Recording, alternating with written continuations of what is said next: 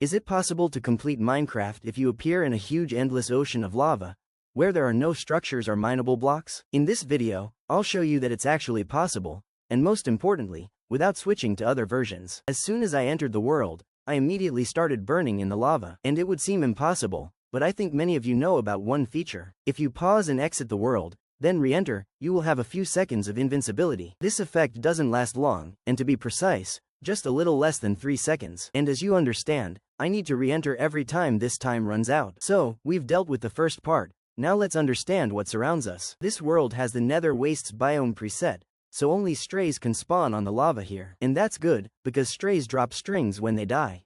And from strings, you can create a wool block.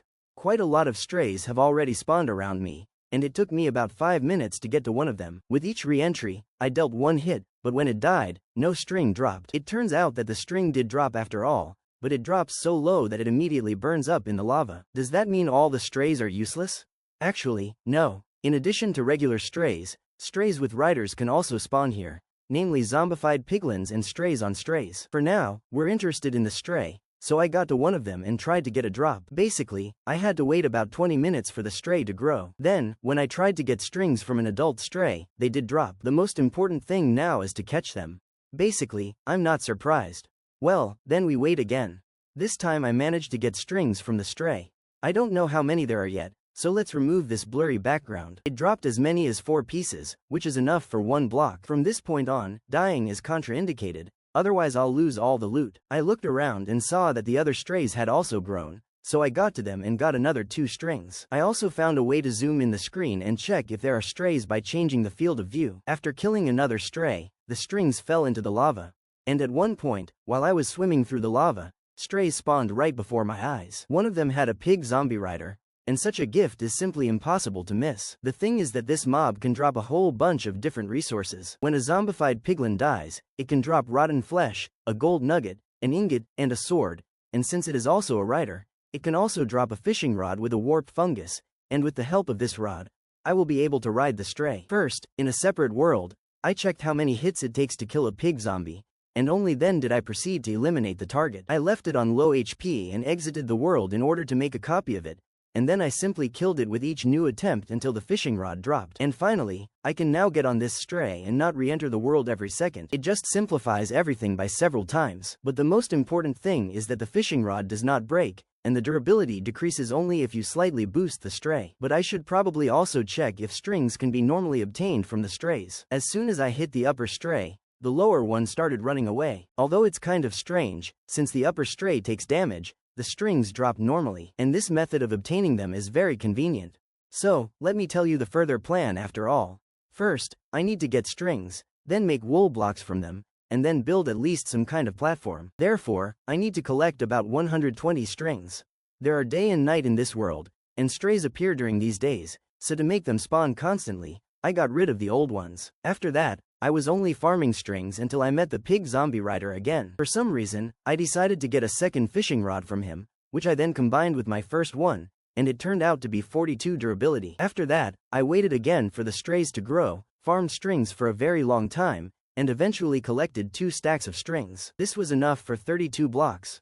As you understand, wool is the block that is better not to place on lava, but we have no other options. So I went into a separate world again and checked how many blocks up I need to build so that the wool doesn't catch fire from the lava. The distance of 3 blocks was not enough, but 4 blocks was just right. And yes, if anything, there is a drog in this world 3 blocks above the lava. It turns out that I need to place 7 blocks up and build forward with the remaining blocks, and this way, if you stand on one end of the platform, mobs will be able to spawn on the other end. Let's craft the wool. Take the fishing rod in the second hand so that my stray doesn't run away, and place the blocks. Be sure to break the bottom blocks.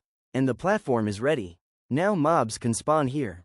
During the day, magma cubes and ghasts can appear here, and at night, only pig zombies and piglins spawn. Ghasts and magma cubes don't interest me, but piglins and pig zombie riders are very useful. As I said, pig zombie riders can drop a gold ingot when they die, and piglins, in turn, can trade it for any of these items. So now what I need is to get a gold ingot.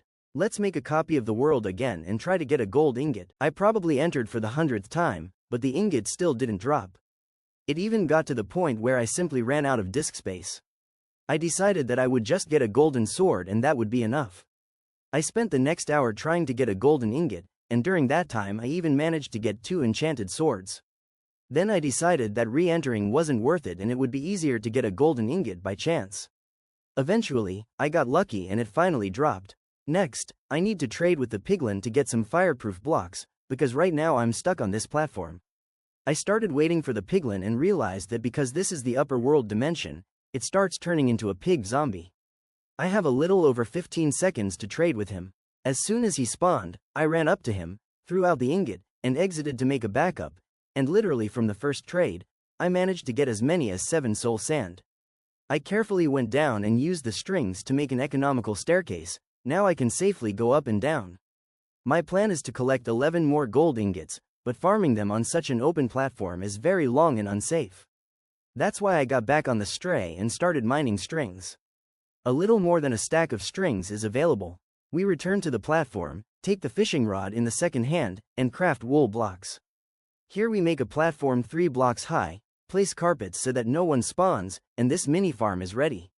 With this small structure, it is already quite safe to collect all the loot from piglins and pig zombie riders, so I spent the next few hours trying to get 11 ingots. This gold is all I need to feed the piglin. 10 ingots will go towards 10 blocks of obsidian, and the remaining ingot will go towards a fireball, thanks to which I will be able to light the portal to the nether. This task was although faster than getting gold ingots, but quite difficult, as I had to stand and monitor each mob, because as I said, piglins simply turn into zombified piglins after 15 seconds.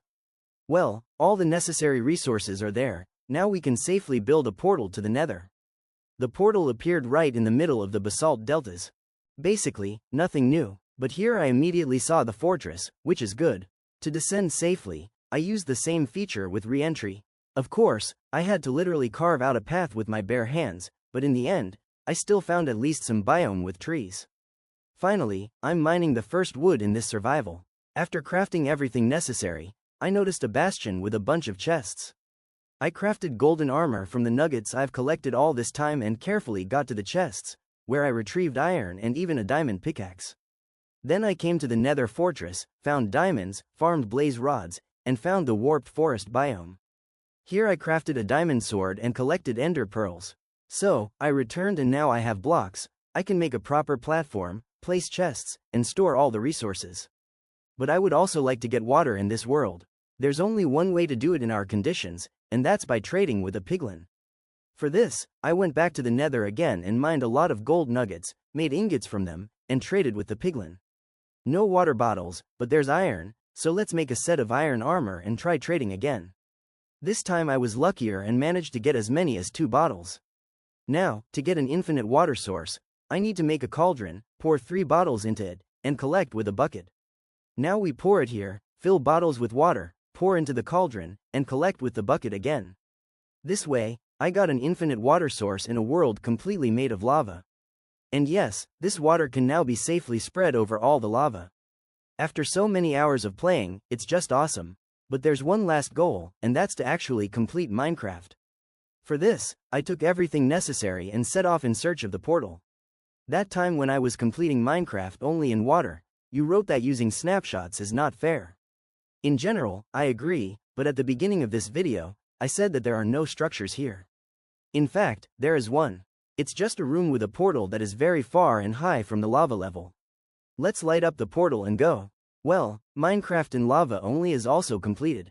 Turn it up, feel the vibe, let it go, don't hide. Lose yourself in the night, come alive, take flight. Turn it up, feel the vibe, let it go, don't hide. Lose yourself in the night, come alive, take flight. Turn it up, feel the vibe, love is burning bright. We're dancing through the night, everything's alright. Turn it up, feel the vibe, love is burning bright. We're dancing through the night, everything's alright.